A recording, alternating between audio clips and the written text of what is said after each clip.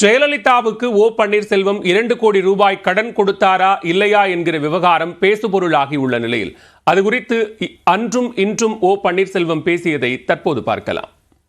என்னை மாண்புமிகு அம்மா அழைத்து பன்னீர்செல்வம், எனக்கு கொஞ்சம் நிதி சுமை இருக்கிறது, நிதி பற்றாக்குறை இருக்கிறது, தனிப்பட்ட முறையில் வழக்குகள் எல்லாம் என் மேல் போட்டி இருக்கிறார்கள். நான் அவர்களுக்கெல்லாம் வங்கிகள் மூலமாக பணத்தை தர வேண்டும் என்று 2 கோடி ரூபாய் நம்முடைய கழக நிதியை எனக்கு தாருங்கள் அம்மா கேட்குறாங்க.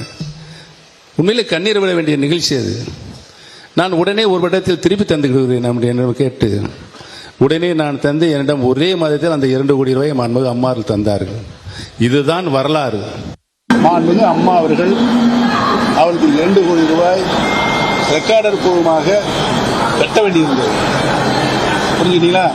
அதை கேட்டார்கள். வச்சு வச்சுக்கோங்க, நான் 1 வருடத்தை திருப்பி கொடுத்துடுவேன் என்று சொன்னார்கள். நான் காசோலையமாக கொடுத்ததும் அதற்கு அடுத்து நடைபெற்ற பொதுக்குழுவில் நான் வாசிச்சிருக்கிறேன். பொருளாளர் என்ற முறையில் அந்த வரவு செலவு வரும்போது மாண்புமிகு அம்மாவுக்கு 2 கோடி ரூபாய் காசோலையமாக தந்தது வாசித்திருக்கிறேன்.